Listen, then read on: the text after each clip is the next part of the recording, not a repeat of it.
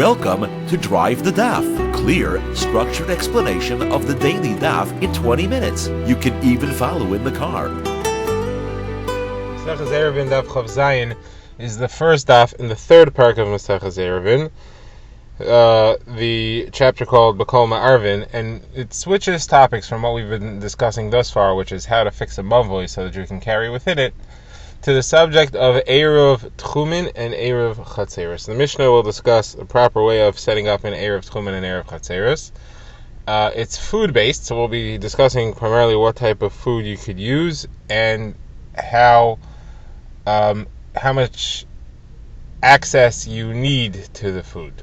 The Gemara will discuss a linguistic issue, which is when we give a rule, does the rule count solid and you can count on it to exclude anything that's not within the rule, or is it flexible?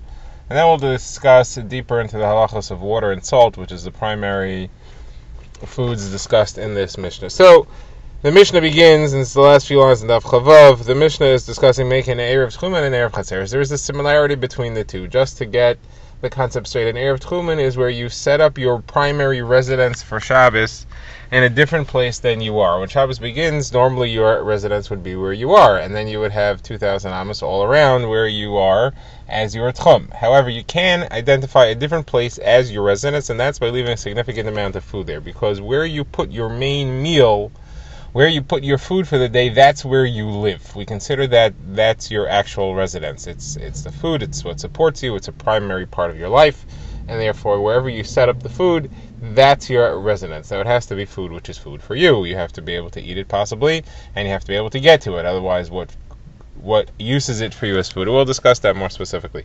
Now that's how an Eruv Chatzeris works as well. The concept of an Eruv Chatzeris is that all the people who live in a joint area, like a bunch of houses who share a chatzer, set up one of the houses as their primary residence. We say, no, we don't actually live in each in our own house. Our primary residence is this one house. We do that by placing food in that house.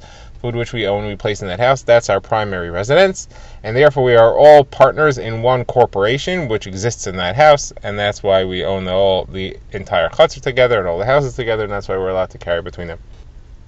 So food establishes your primary residence. So what kind of food could it be? So the Mishnah says a rule: you can use any kind of food except for water and salt. Water and salt is not filling, it's not nutritious, it doesn't provide anything for you, therefore you can't use that to set up an Eruv Tchumin or an Eruv Chatzeris. It doesn't establish your primary residence. On the subject of water and salt, we also say that you can actually use Meiser money, Meiser Sheni money, which you're allowed to take to Eretz Yisrael and buy any food and eat it there. That has to be also food which is nutritious, does not include water and salt. Somebody who says, I'm never going to eat any food again, is still allowed to have water and salt because it doesn't count as mazain, it doesn't count as nutrition. Now, back to the subject of Eruv Tchumin and Eruv Chatzeris, it's got to be your food. So what if it's food which is permitted to most people but forbidden to you? Like if it's wine and you're a Nazir is not allowed to drink wine, or if it's Truma and you're a Yisrael. So that's a machlokes whether that works for you or not. According to the Tanna Kama, it works for you even though you can't eat it, because it's still food for most people, and therefore it's considered food even towards you, even though you can't eat it. Simcha says it's no good. You have to be able to eat it yourself. Now, what if you can't reach it? What if the place where the Eruv is set up is a Tameh area and you're a Kohen, so you can't actually get to it? So the Mishnah first discusses a Beis HaPras. Beis HaPras is a field that had a grave in it, and then somebody went and plowed over the field. So Midda Oiraisa, you're not afraid that he actually scattered bones around the field. You assume that the plow didn't reach the depth of the grave. Midda Rabbanan, however, it's forbidden to walk through the field. The only thing you can do is blow the ground and try to move the bone shards out of the way, and then a Kohen's allowed to walk there. So if this Eruv was put in a Beis HaPras, so that is a machlokes. According to Rabbi Yehuda, you're allowed to, that counts as your Eruv, even if you're a Kohen. According to the Tanna Kama, you're also actually allowed to set up an Eruv in a Beis HaPras.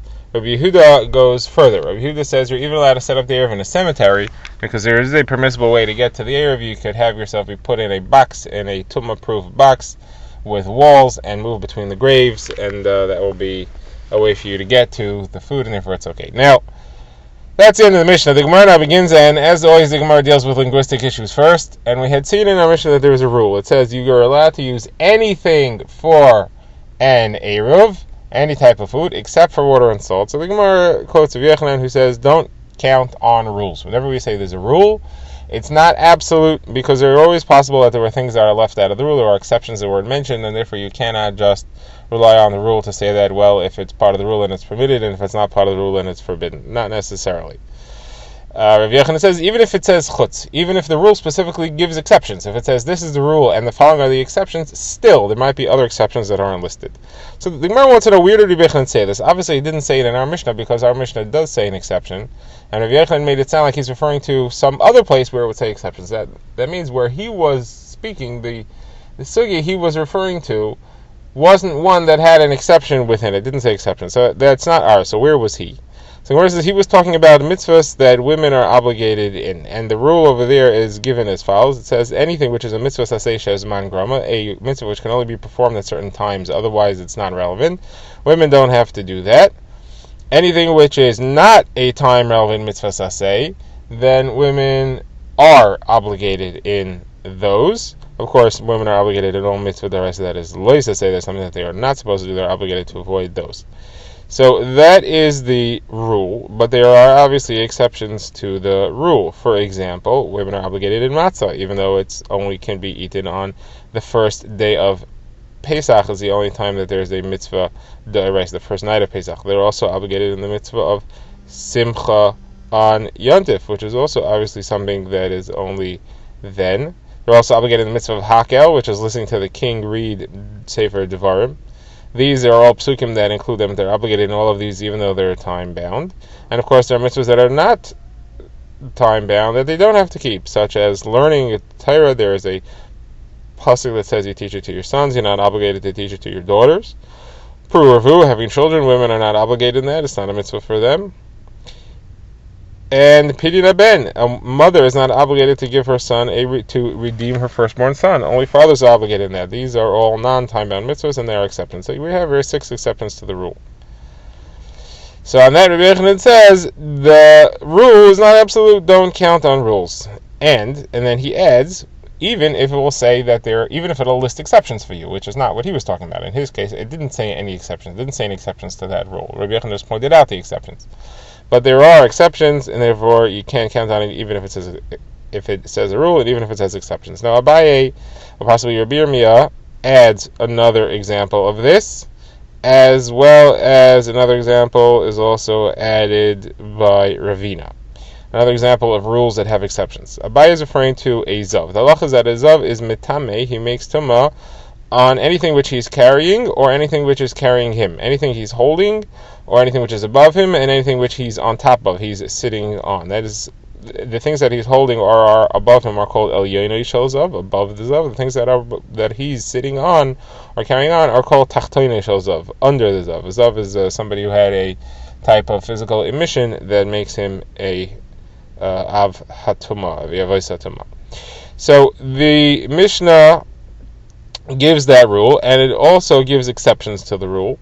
It says that the only things that can actually become tameh by sitting on them are something which is meant to be a chair. Anything which you're not meant to sit on, like if you turn over a crate and sit on it, it doesn't become tameh. Only things which you're meant to sit on, or people, if zav is being held by a person, then he's metameh the person who's holding him.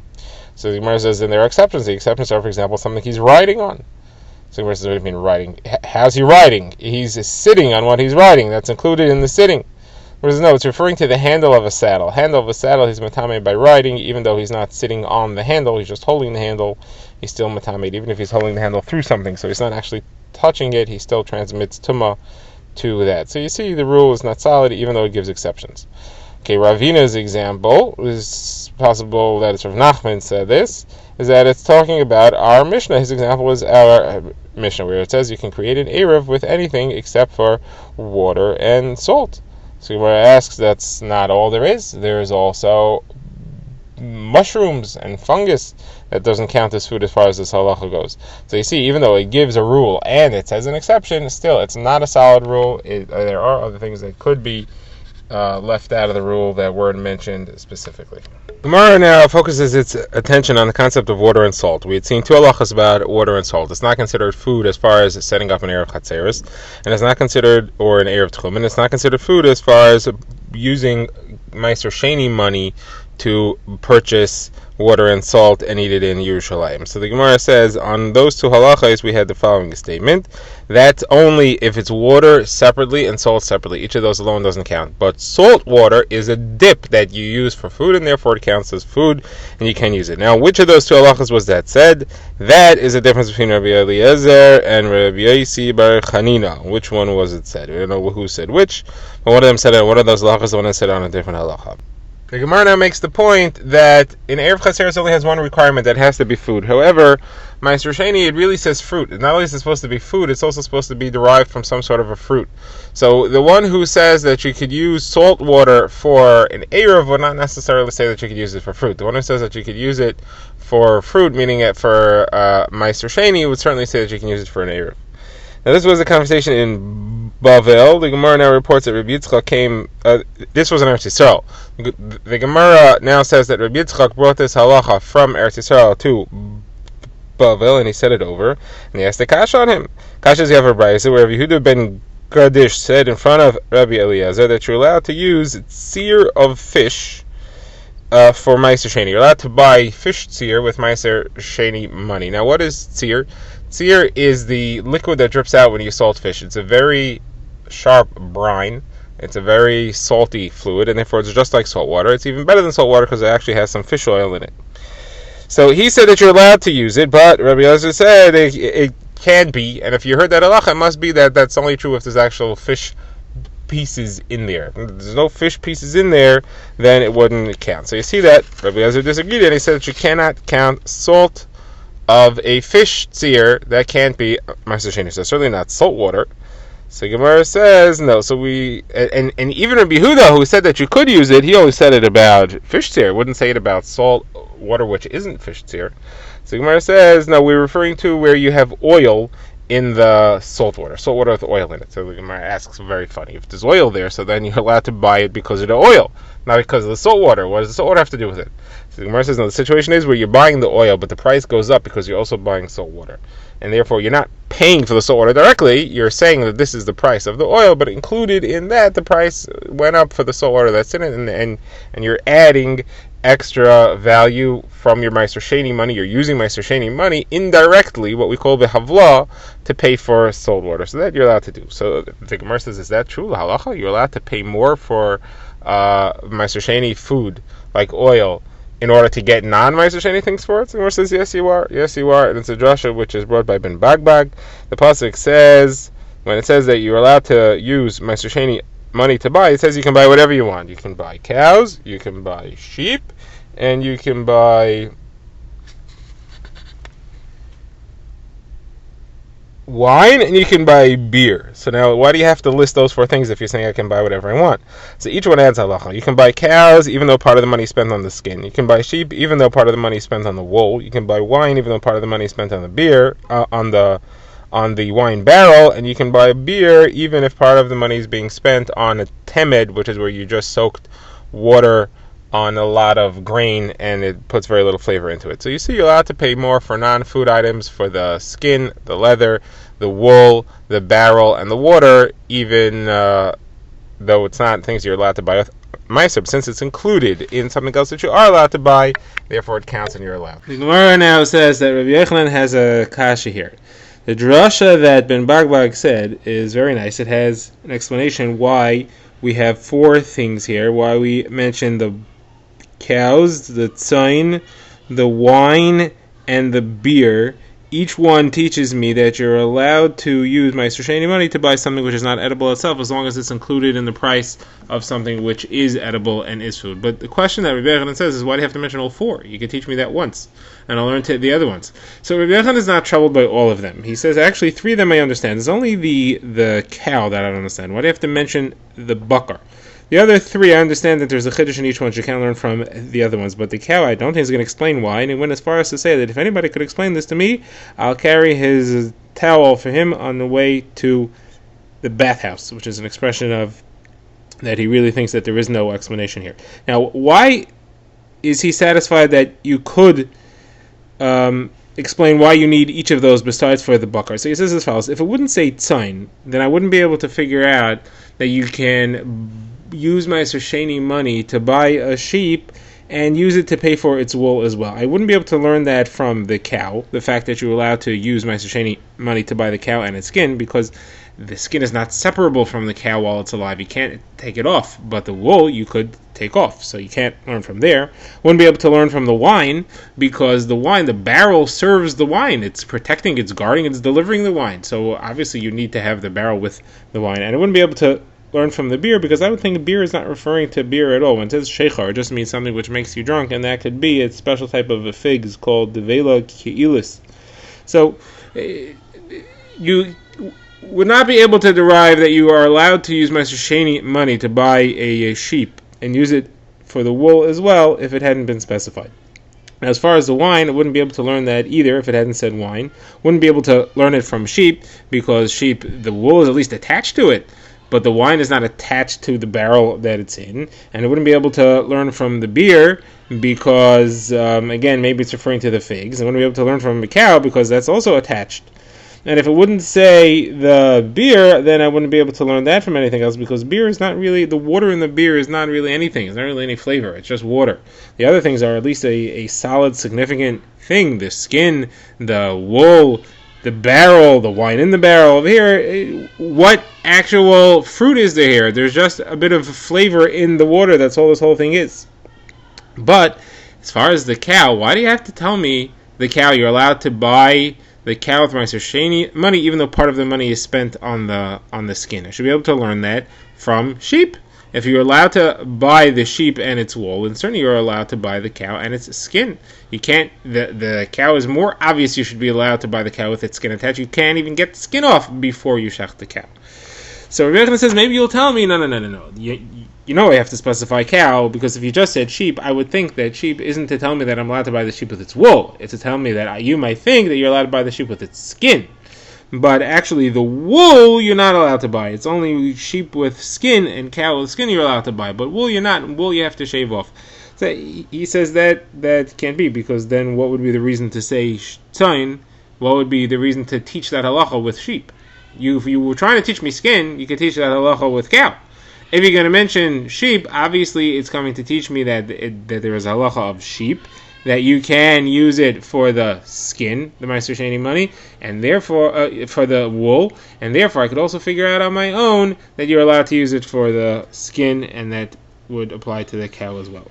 Now, we had seen a machlokas earlier between Rabbi Eliezer and Rabbi Yehuda ben Giddish, whether or not you're allowed to use Meiser Sheni money to buy tzir, the brine of a fish, the juice that drips out when you salt a fish, which is mostly salt water with a little bit of fish flavor within it. That was their machlokes. Everybody agrees between them, however, that you are allowed to buy fish. The Gemara says that there's a different brisa that says that you're not even allowed to use Meiser Sheni money to buy fish at all. The Gemara wants to know what is the basis of this machlokes over whether or not you're allowed to use Meiser Sheni money to buy fish. The Gemara says it's about the pasuk which we just learned. The Gemara says what you have is a situation where you have a general, a specific, and a general, and the question is, how do you view that? Do you view that as a klal prat klal, or do you view it as a riboy mid riboy? This is a machlokes and how to understand such psukim all over Shas. The practical difference between them is that if it's a klal prat klal, so then what is included has to be very similar to the prat. You say first I have a general, then the prat limits the general, the specific limits the general, and then the re-general expands it slightly. If, however, you have a riboy mid riboy, so then it's limited, and then the expansion expands it in a much greater way. So what you actually have is very different than the actual specific. So therefore, according to Rabbi Yehuda ben Giddish and Rabbi Eliezer, it's going to include fish, because that is a riboy mid riboy, and it's going to include something very different than everything else, and it's going to be fish. According to the other Tanaim, it's going to exclude fish, because that'll be outside the klal prat klal rule. Now how does this work in the psukim? So it works as follows. The actual pasuk says, you're allowed to use the money to buy whatever you want. That's very general. Then it specifies bakar, tzayin, yayin, sheikhar, cow, sheep, wine, and beer. That's very specific. And then again, it goes general, and it says anything which your heart desires. So now, according to Rabbi Yehuda ben Giddish and Rabbi Eliezer, this is the final rule, is very general here. And therefore, it's including all kinds of things, anything which is living, anything which grows. It's leaving out things which don't, like water and salt. They don't count, then we can't count.